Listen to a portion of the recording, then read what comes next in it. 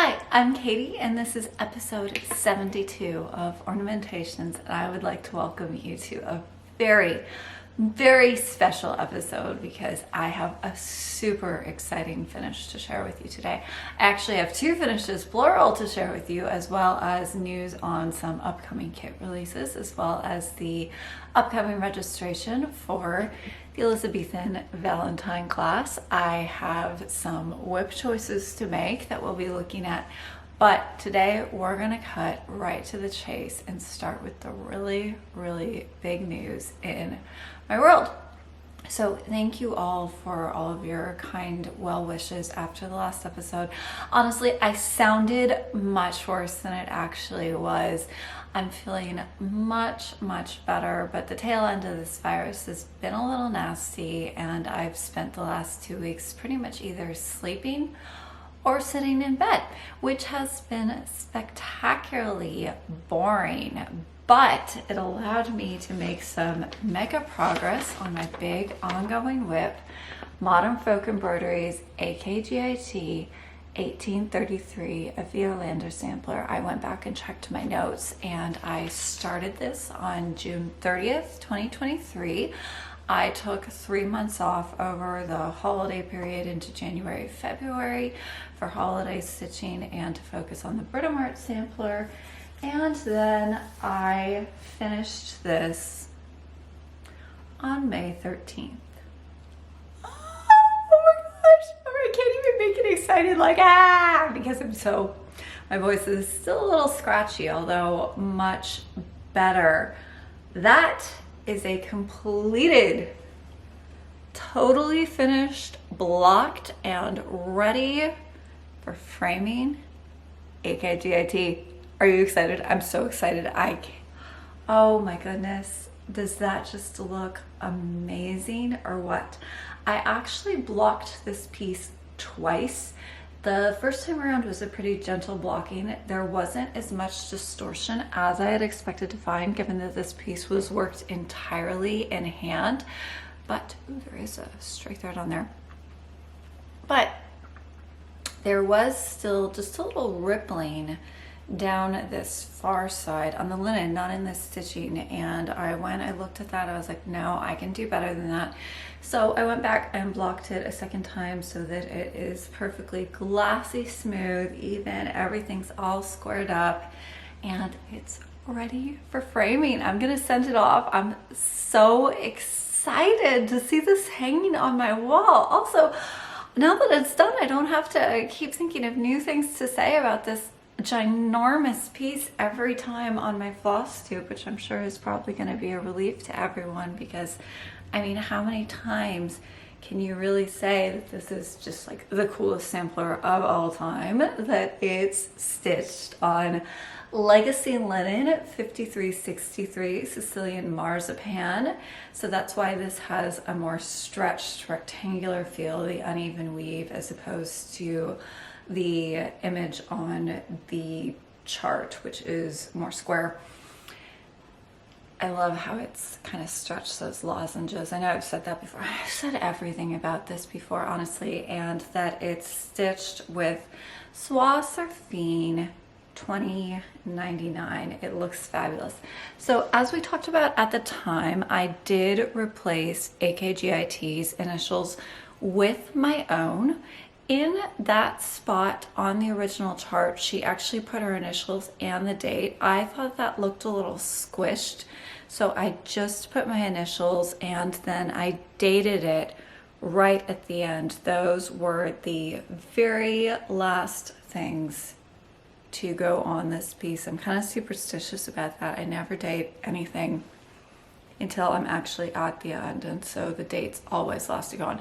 Did I show you the back already? I'm not really sure what I've shown you. I'm just so unbelievably pleased with myself. I'm so sorry for all the smug emanating from me in this video, because I'm chuffed. I really am. And so the back looks pretty fabulous. I did take photos of the back to document it, as well as the front. I've taken to doing that on all my major pieces, and I just think it's a nice record to have of the work that was put in.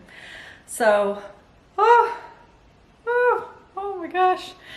And then thread. Let's talk about thread for a minute. So I ended up using 5 spools of surfing. This is my 5th spool. I can't believe it. I thought for sure I was going to go into number 6, and when I tied off that final number and there was still thread left on this spool, it was like, oh man, wow. However, I do have extra spools which can now go back into stash, and honestly on that I really regret nothing, because did I need these? No, but on a project this big, that was peace of mind, and it was absolutely worth every penny to have it, and to know for sure that I am never gonna have to play thread chicken on a piece this big, especially something single color where, oh man, if you change dye lots, that would not be fun. And then one other thing about this, so I finished the date, I wove my thread in to officially finish the piece off on that last number, which was the 4. And then I looked at my needle, which is a number 12 short tapestry point beading needle. This did the entire piece, and I was just sitting there going, you know, this needle has seen such exceptional service. I can't just toss this one in the trash. So I had an idea. I might tie this off, leave just a little thread on it to indicate to me what it was worked with, and then put it in one of the hidden drawers of one of my caskets. Some surviving caskets do actually have everyday stitching paraphernalia that's survived with them. So cards of silk that belonged to the embroiderer, partial bits of needle lace, little other sewing supplies. And they're actually very fascinating glimpses into the lives of the stitcher who made the object. So I kind of like the idea of saving the retired needles from some very special pieces and tucking them away as a little secret and a memory about some of the very special to me things that I did. Japanese embroiderers actually have a traditional ceremony for broken needles. I'm gonna butcher the pronunciation here, but it's called harikuyo. And the idea behind it is to honor your tools, your needles, one of your most important tools, and to lay them to rest. So I really like the idea of having my own twist on harikuyo, of remembering certain special projects by retiring those needles in a place of honor and keeping them in a special place. So this won't get tossed in the trash. It's going to be kept and retired in honor, although I do usually just toss a needle after a big project.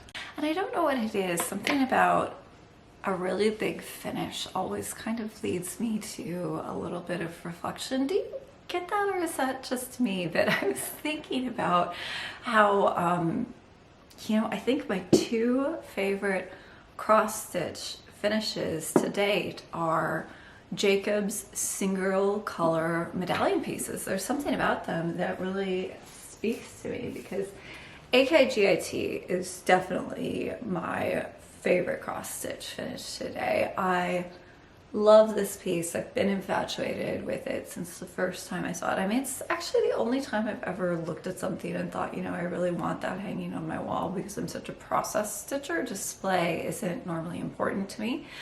So yes, this was very special. I still can't believe it's finished. It's finished. Oh my gosh, I can't believe it. Wow. And then my other favorite finish. Sorry, I'm trying to put everything away neatly because that's been beautifully blocked. I want it to stay nice before it goes off for framing. And then my other favorite cross stitch finish is also, this is an adaptation of Jacob's Forget-Me-Not pattern, which is an original inspired by Quaker medallion patterns. I've adapted it to cover a box. Many of you are familiar with this project, and I've called it the Simple Harmony box to distinguish it, excuse me, from Jacob's Forget-Me-Not pattern, as you know, worked as a rectangle to be framed. So this is my other favorite cross stitch finish, and I thought I'd share it with you because yeah, it does have some similarities to AKG IT in form and style. I think it's generally believed that some of the German medallion samplers may have been one of the visual inspirations for the Quaker medallion forms that evolved in Quaker schools. So it's been a while since we took a close look at the Simple Harmony box on my channel, and I just thought it'd be fun to bring it out today and take a look at my two favorite cross stitch finishes to date, which yeah, they do have some similarities here. Single color modern folk embroidery medallions. Apparently that really speaks to me. This is a really spectacular and very unusual type of finish. A box is something unlike anything that gets framed and hung on the wall. If you're running out of wall space, also a box is a great alternate way of displaying your stitching. The Simple Harmony project is still active, but I do have to caution you. The box that this is finished on was originally made by Amazon. It has since been discontinued.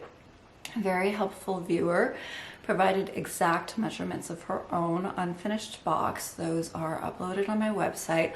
I'll link all the information to the Simple Harmony stitch along in the description. You absolutely can still do it, but I would really recommend, you know, if you have a woodworker in your life or there's someone you can hire to do it, you need to have the box made to measure, because I have been told that there are some boxes of similar sizes available, but this is so exactly fitted to the box when you look at it that I really can't answer for the results on anything that doesn't meet the exact dimensions of what I use. You'd have to, I'm not saying it can't be done, it certainly could be, but you'd have to really be willing to play with the layouts, adapt, and make changes as necessary. So I don't know, I thought it'd be fun to revisit an old finish that's kind of linked with AKGIT in my mind, if nowhere else, and that's the Simple Harmony box. Again, all details in the description, and then the tutorials are up in a playlist on my YouTube channel that cover the full finishing, layouts, etc. of this piece. So then, with big finishes out of the way, let's talk about kits. Last time we had the release of Chocolate Hearts by Plum Street Samplers, as well as Feathered Nest Pink Book by Stacy Nash. This is almost sold out. There are just a handful remaining. I will update in the description if and when those sell out, so I'm not gonna say too much about this one other than I love it because it is almost sold out. But there is good news on Chocolate Hearts, which is that I'm actually going to keep this one listed indefinitely, unlike the usual Flosstubes, which are normally one and done. And the reason for that is that we hit material limitations. There's just only so much thread out there, and we pretty much always run into an impossible roadblock on thread. On Chocolate Hearts, I have gotten extraordinarily lucky here, and there is a great deal of thread available in these specific colors to keep the kits running, I think, for quite a while. And I think that this is a really special piece. Also, a not particularly seasonal one, so I've listed it as a spring kit, but really that could be summer. You know, the red and green also kind of says Christmas. This would be a beautiful Christmas gift for someone special in your life, especially if they're a sewer and you want to do a box finish. So full details were in the last episode, but quick recap: Chocolate Hearts is $60. It includes the linen, all of the threads, but not the chart and not the box, although full details on sourcing, everything you might need or want, different options on finishing are included as part of the kit materials. So I won't show this every time because I actually gave this as a gift myself. It was my Mother's Day gift to my mom. Honestly, she really earned it with everything she did, helping me to first put the kits together, and then because I was still, you know, not feeling great when they went on sale, she and my dad came over and helped me ship everything out. We had a whole assembly line going. It was a real family affair, and so this felt just like really fitting and lovely Mother's Day gift for, yeah, I've got the world's greatest mom. That's just a thing.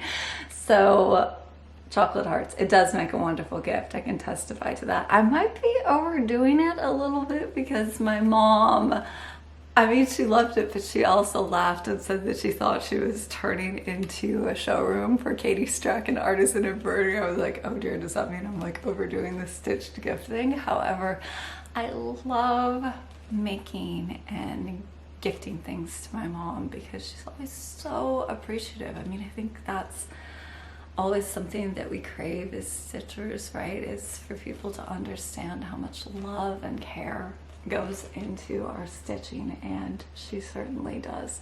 So anyways, that's my just side story about chocolate hearts, but the real news is that the kits will, I think, probably be listed for quite a while. They will remain available, and so if you're at all interested, it really, I think it's just a special piece that's worthy of a longer run since I have the material availability to do so, which is so unusual. Don't expect to see that again in the future with other kits. It's just pretty much a thing that we run into a hard limit on thread availability. So that is the fabulous chocolate hearts. Now I have to go give this back to my mom. It's terrible. I keep giving her things and then I have to like take them back to fill my Flosstube. Thankfully, she is infinitely patient with me and so understanding. Did I mention I have the world's greatest mother? I really do. It's amazing. And then, so while I've been stuck in bed recovering from bronchitis, I haven't just been stitching AKGIT, although in all honesty, that's a lot of what I've been doing. There were so many hours put in to get that over the finish line. Totally worth it. Not complaining at all. But I have also been making up thread packs galore for upcoming kits and classes. This is the thread pack for the coming Elizabethan Valentine, which we'll talk about in just 1 minute. This is Christmas in July. The Wonderful Life pinkeep drum from Stacy Nash, and doing so many different packs at once. I've been doing some others as well, which I'll show you next episode. Is actually kind of an interesting color exercise because I feel like the kits all tell different color stories. So Chocolate Hearts is this very obviously harmonious color palette, whereas Feathered Nest is an exercise in a very limited number of shades that look disparate but all come together in this very lively finish.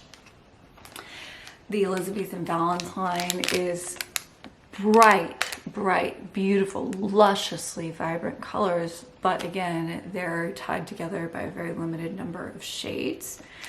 Whereas Wonderful Life pinkeep drum, which I think might actually be one of my favorite palettes that I've put together ever. Doing this has been so satisfying, let me tell you. Is just a wonderful exercise. I mean, really a masterclass in the subtleties of tonality.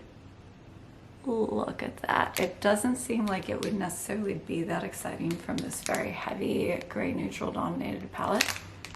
It's a beautiful finish, and we'll look at that next time closer to the release of the Christmas in July kits. But let's get back to the point here. Lots of all over the place today. I think my general excitement over AKGT is leading to lots of woo. But the point, I was going to return to the point and didn't return to the point. Oh dear. The point the Elizabethan Valentine. So this was the first ever class from Katie Strachan Artisan Embroidery, and it is finally returning after a very long wait, but that time is almost here. Registration for the 2024 running of the Elizabethan Valentine will open Tuesday, June 4th at 8:15 a.m. for everyone.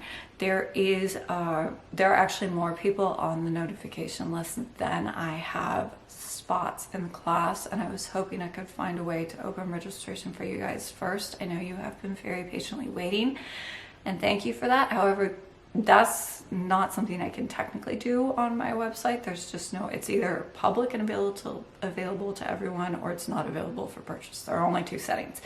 So registration is going to open for everyone at the same time, although an email will go out to everyone on the Elizabethan Valentine notification list. I'll link that in the description if you want to be sure to be notified the second this goes on sale for registration.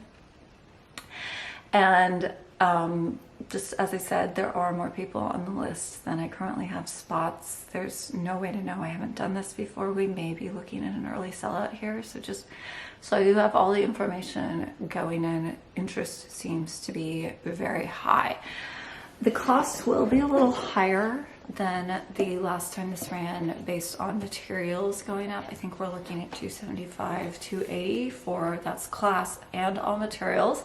My dad has been putting together all of the kit boxes, and then I'll be working on assembling all of the kits totally ready to go out in time for registration opening next time. At the end of the next Flosstube, we will do a full kit unboxing. So full details about the Elizabethan Valentine class are linked in the description, and then we'll talk a little bit more about the class on the next website. On the next Flosstube. It opens. It's a fabulous little tiny beautiful toy that is real silver metal thread. And yes, you can absolutely take this and be a success if you are a beginner with no embroidery experience. I had a lot of those on the first running, and they produced some beautiful, beautiful finishes. You can absolutely do this. So that's the Elizabethan Valentine. We'll hear a little bit more about that next time. And then with that, let's get on to my next finish. So other things I had time for in between finishing AKGIT, making up lots of thread packs, I also knocked out all of the, oh my god, there was so much block stitching on this guy. I was sitting there going, oh, the snowman, why did I think this was a good idea? But I do have a finish, although not yet an FFO, on my April-May 12 by 12. So I think that's now an 11 by 12 unless I catch up and do 2 in 1 month. So 12 ornaments for 12 months to have 12 finishes in time for Christmas. And that's Brenda Gervais, Snow Magical. Sorry about the reflection. It's a really bright, beautiful sunny day here, and that means lots of light coming through the windows right at me. And this is my finish. The full conversion is in the description. And then some details about what I left in, what I left out, color, and all of that are in the last episode, which you may want to watch.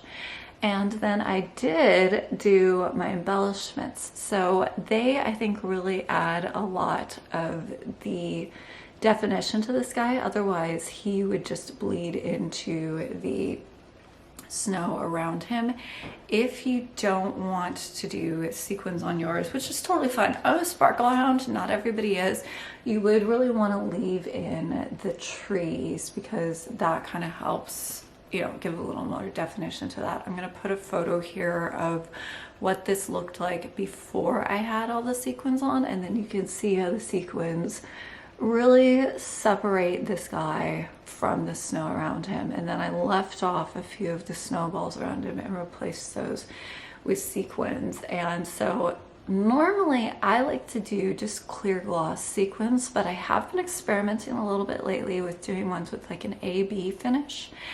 And I won't use them all the time, but I think they can add something quite fun in the right application. And this really was it, because it's so just white, aqua, blue, and so those extra pops of flash of, you know, finish that you get from this kind of add to it. It's a little more restrained than the model, but I really like it. I think it's gonna look great on the tree.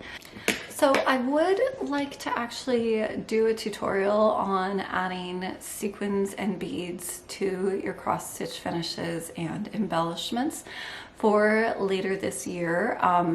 But today we're just going to go through the very basics of the mechanics of how you do this. The tutorial will cover some more of the style points, how you pair sequins and beads, sizes, the different things that are available to you, and looking at some of the different things I've done and what the possibilities for this are. But for today, since I always do get asked about this, we are going to go just quickly through the mechanics. So 1, finish your stitching. 2, make sure it's ready for finishing. So in the case of Snow Magical, that meant that I blocked my finish because my materials were color stable. It could be blocked. If you're unfamiliar with wet blocking, it's the tutorial number 8 in the Simple Harmony series. It's always a good idea to do it if you can, especially if you've got a lot of block stitching. There was actually more distortion on Snow Magical, which is a 5-inch round. I kept on saying last time that it was a 7-inch round. I think I had that on the brain because of Chocolate Hearts, and then I was putting my chart away thinking, huh, that looks smaller than I thought it would be, and then see that, oh yeah, it's right there. It's a 5-inch round. What's wrong with me? But anyways, so because of all the block stitching, I actually had more distortion and a heavier blocking job on Snow Magical, which is tiny, than I did on AKGIT, which is over 400 stitches in each direction. So yeah, blocking. It's really, really good habit to get into if you are using color stable materials. So get everything totally ready for finishing. So finished my stitching, blocked it, and then in this case I also added fusible interfacing. I normally wouldn't do that for an ornament finish, but since I was going to add so many embellishments here, I find that the fusible web just kind of gives a little more heft to ground fabric. It gives you just something to just bite into when you're starting and stopping your thread, when you're adding things. It's a good thing to do. I like the use of fusible interfacing if you're going to be adding a lot of embellishments. If it's just a couple of sequins or beads for small accents, then no, I wouldn't bother. But for something like this where I'm massing a lot of sequins, yes, absolutely. So I did add fusible web to the back of my piece, and at that point you're ready to start embellishing. I always use a number 10 milliner's needle and then a very fine sewing thread. I like Soie Surfing or Soie 103 for this because they're really smooth and they're spun silks, so they have more grab than a filament silk would. Sorry, excuse me. So if you've got some silken stash, it's actually a great thing to use for finishing. But if you don't, just fine cotton sewing thread works perfectly well as well. So then you're going to start your thread for your embellishments. And secret of my life, I'm not opposed to the good old-fashioned knot. Nothing wrong with it as long as you don't pop it through the fabric. So I started my thread to add my sequins with a knot, and then I came up and I threaded on my sequin, I threaded on my bead, and then I went back down through my sequin and then came back up where I wanted to add the next one. So if I'm just massing sequins like I did here at the base of the snowman, then I go through it once.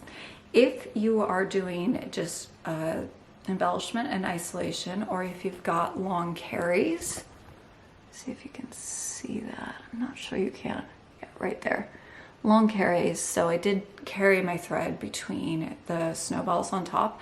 Then you would go through each twice to make sure that it's very, very secure so that it's not damaged by those long carries on the back. And then once you're satisfied, end your thread. We will go into this in more detail in the tutorial when I do get around to doing one, but that is the basic method and it should help get you started. The exact sequins I used here are from a needlepoint store that is long out of business, but I will share a source for some embroidery sized sequins that I've recommended before, bedecked and bedazzled.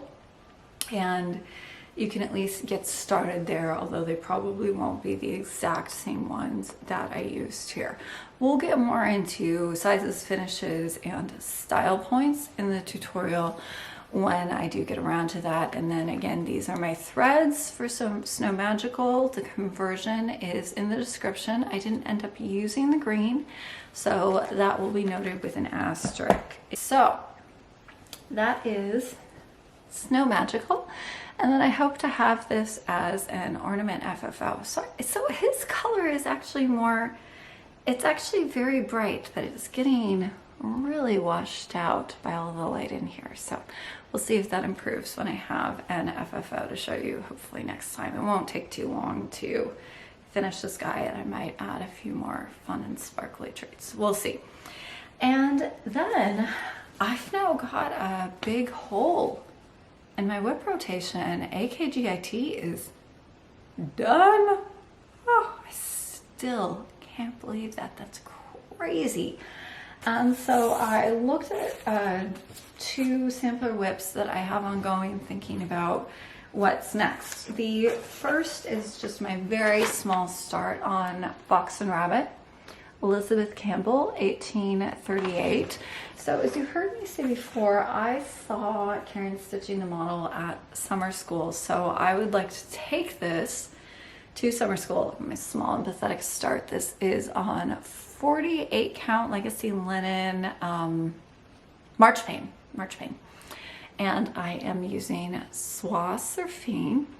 I would like to just punch in a little more of the border. This piece is very heavy on border relative to the interior stitching.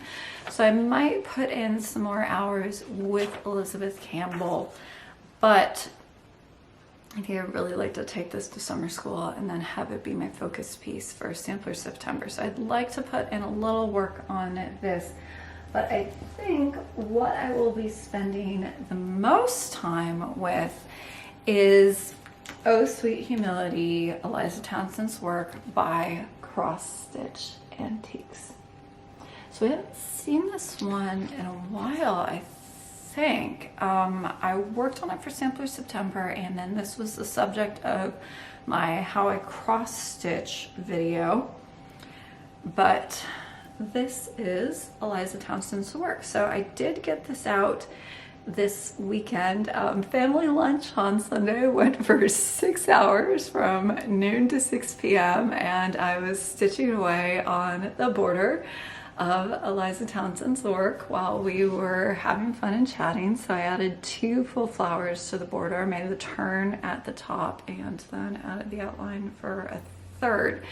So a funny story, I haven't done that much on this, and it's a much smaller piece than an AKGIT, but I already have more mistakes in Eliza Townsend's work than I had in the entirety of AKGIT. You know, there was just something about all the ways those complex motifs, everything fit together in them, that just made a lot of sense to my brain, I think.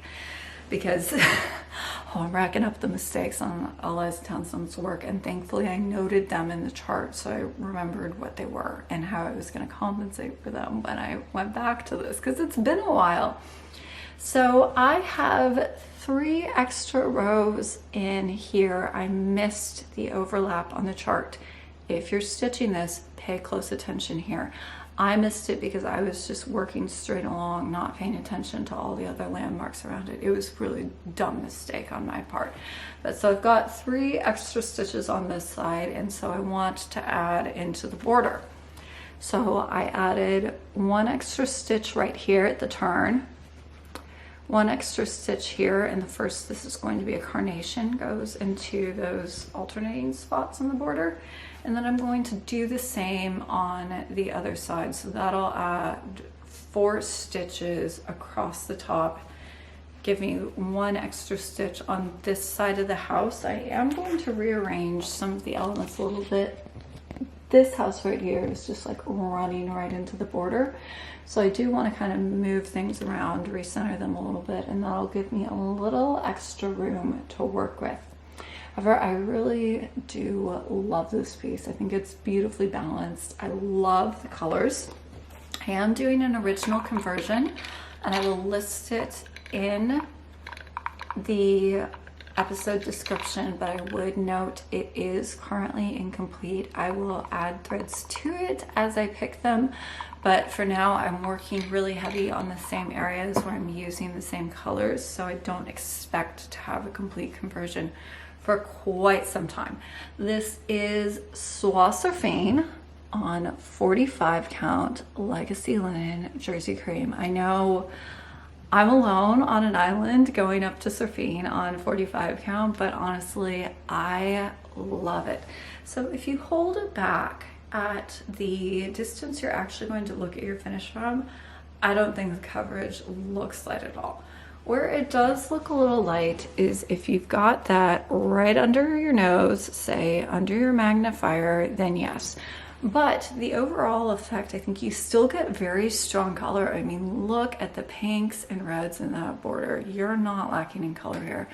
I just think it gives your stitches a very beautiful delicacy to them. I love the look. I mean, there's no right or wrong when it comes to coverage, but I have to make the case for, I think surfing on 45 count is absolutely glorious. You absolutely don't have to agree with me. You can be sitting there going, man, Katie is a real nut. That's fine. It can be me, myself, and I on the island. But I just wanted to share it because I love it. I think it's beautiful. I love those rich pinks and reds. This is glorious. So I'm really looking forward to this, to filling it out, and to seeing how this comes together, because I am making some changes. I'm going to change the verse as well.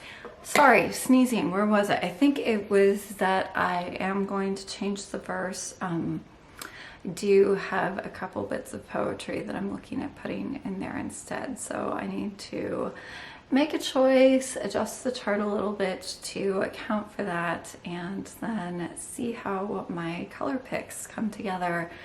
Because, I'm really excited to see how this piece evolves. I think it's going to just be absolutely beautiful. I love, love, love, love that pink, red, green dominant colorway. So as we discussed before, there is a fugitive color here. That gray that's so prominent in the border was likely something else originally, maybe like a blue-green. There are 2 related samplers that have been charted and released this year. The BAP of BAPs, Charlotte Warrington from Needlework Press, and then the new Harts Queen of the May. That one certainly suggests that this needs a blue in it. However, one of the things that really drew me to Eliza Thompson's work was that really restrained color palette. So I think I may just go my own way here and stick to that pink, green, red that I find so compelling.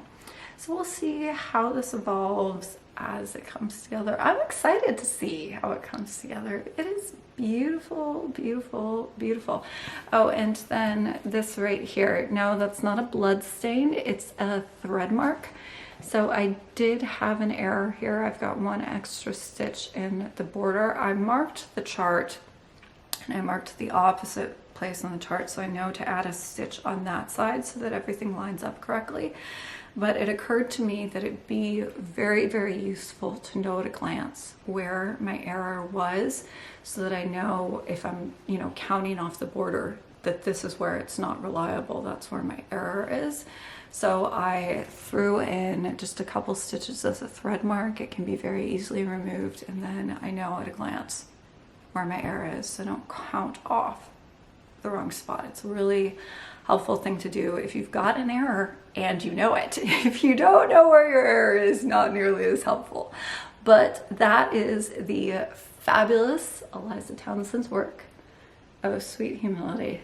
Oh, I love this. If you would like a closer look at the stitches and how Serafine looks on 45 count, this is, as I mentioned, the subject of how I cross stitch video, which I will link in the description. All right, so I do have one more thing before we get to giveaways. I do have giveaway winners as well as a new giveaway for today. And before we get to that, I wanted to talk about something I read in the New York Times. It was their review of the new Metropolitan Museum of Art Costume Institute exhibition, which, if you haven't heard about it, it's called Sleeping Beauties. And it features a lot of fashion garments, some of which are normally too fragile to display. So this is excerpted from their review. Quote, "Still, there's a very provocative, big idea hiding under all the theatrics, that once fashion enters the museum and falls into the hands of a conservator, it becomes an object and effectively dies. The broader and trickier theme of Sleeping Beauties is the life and death of clothes. Bolton's efforts to revive or reanimate the garments here parallel larger anxieties we all have about museums. A museum is a machine that transforms artifacts into art. You can't dance anymore with the African or oceanic masks in the Met's Rockefeller wing. No one comes to the medieval wing to venerate the saints and the icons. These objects, once they enter the museum, have to submit to new regimes of looking." Okay, so I find that a really fascinating idea that is both beautifully expressed, but also mildly disturbing. I think it's of particular interest because the fragility of textiles is a topic that fascinates me quite generally, because it's always struck me as mildly perverse that I willingly and joyfully spend so many hours making such easily damaged and vulnerable objects. Textiles are extraordinarily fragile and vulnerable to time, decay, light, dust, fading, bugs. There are just so many things that can destroy textiles. If you think of your favorite t-shirt, you know, the moment it first started to sprout a little hole, and then before you knew it, the entire thing was shredding and falling apart. Textiles are the literal fabric of our lives. I'm sitting on a textile covered piece of furniture. I'm wearing them. Like I said, the fabric of our lives, but they're also alarmingly fragile. They're very, very subject to damage. And the reason that I'm bringing this up on Flosstube is because I think it contributes to the discussion of what it is exactly that we do in stitching and what it is that we mean or hope to do with our stitching. I am very much a process stitcher, so it's the work itself that I enjoy the most, and I'm usually pretty neutral about the actual finish. So most of the things that I make myself, I either give away to people to whom it will bring joy, or I wrap them up and store them in a closet. AKGIT is going to be the only one of my own finishes that's on regular display in my house once it's been framed and comes back to me. I've been asked before for a tour of my walls, but the thing is, there's actually nothing on them. That's a true story. Everything is wrapped up and stored. I don't have any of my own pieces on regular display. I guess I just don't feel the need to look at them. Making them was really enough for me. But I do think about what will happen to my pieces eventually, and I hope for their survival. It's one of the reasons why I have repeatedly brought up putting your name and identifying information on your Simple Harmony box or your casket, or, you know, specifically really your box stitches, because that's the historical context of it. Sorry. Yeah, still super klutz. Some things never change. So unlike samplers, where stitchers more often than not signed their names or initials, left some record of their identity, although of course not on all of them, casket stitchers almost never did. And so their stories, their identities, everything that we would like to know about the girls who made these incredible pieces, that's been lost. I don't want that to happen to my own caskets, so I'm very careful about putting my name, my date, and something of my inspiration so that it all survives with the object.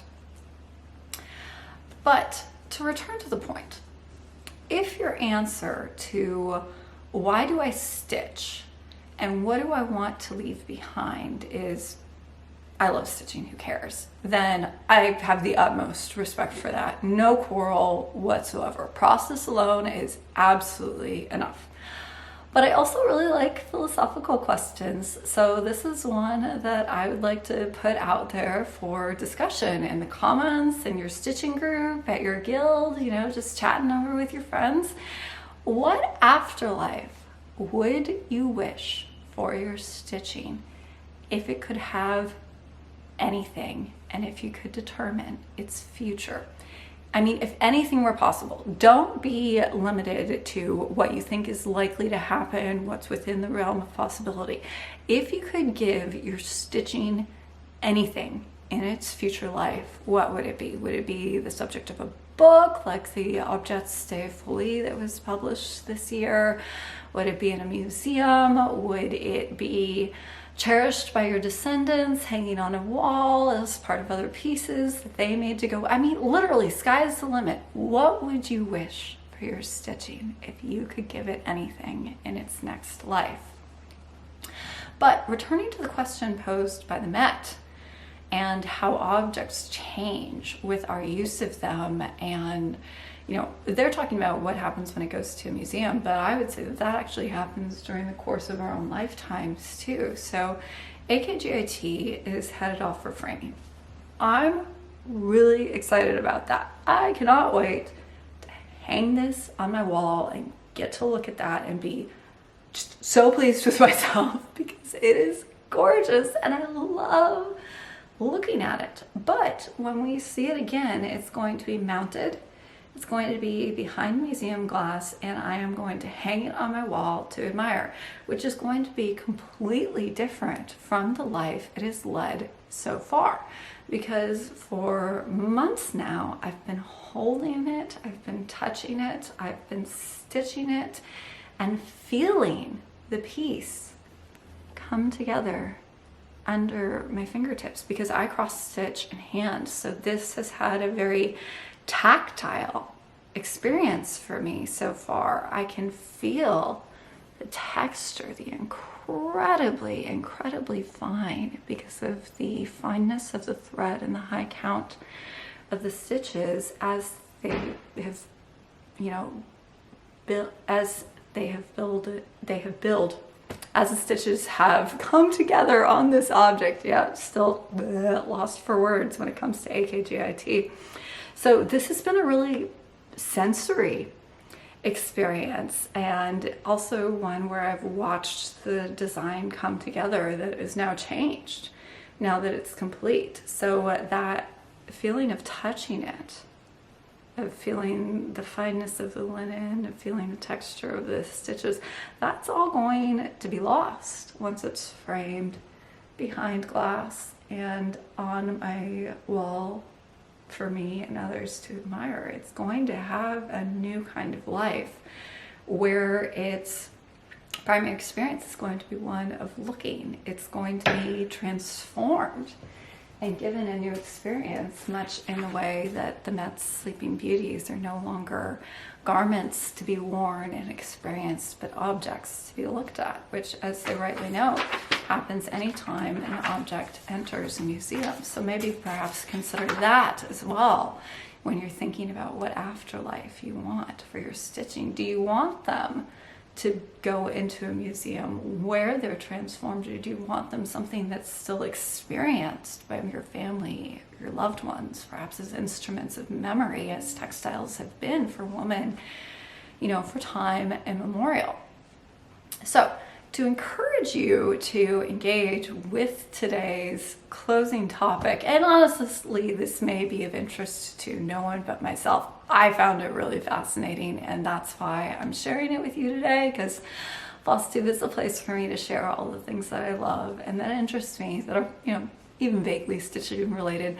But I do have a giveaway as a carrot here, and that is a Sleeping Beauty thread palette, and that's inspired by the Disney film, not the Met exhibition, because Sleeping Beauty always makes me think of the pink, blue, pink, blue, pink, blue battle over Aurora's dress. Do you know what I'm talking about? I love the animated film. So I have chosen a selection of goblins and 103 in pink and blue, 6 spools, and that's what I'm offering as my giveaway today. So to enter my giveaways, I normally only require a keyword. It's going to be different today. Today, you have to answer the question, what would you wish for your stitching if you could determine its future? And you can answer that in any way you like, but engage with the idea, tell me what it means to you, and that is how you enter the Sleeping Beauties giveaway. I hope that this is an interesting question to someone other than myself. I find it absolutely fascinating. But we do also have giveaway winners.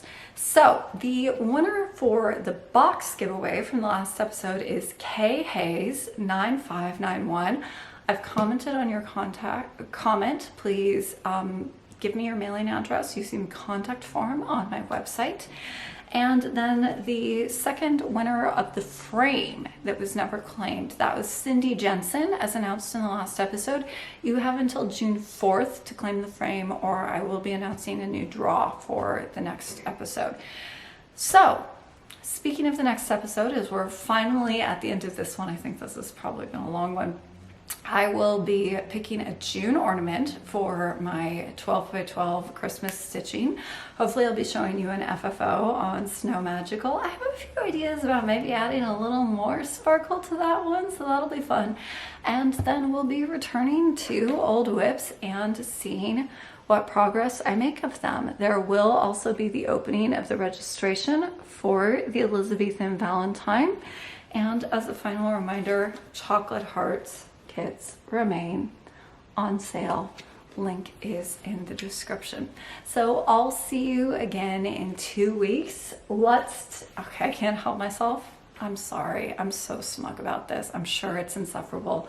But let's take one final look at the fabulousness that is AKGIT, because after this, it is going off for framing and we won't see it again for quite some time.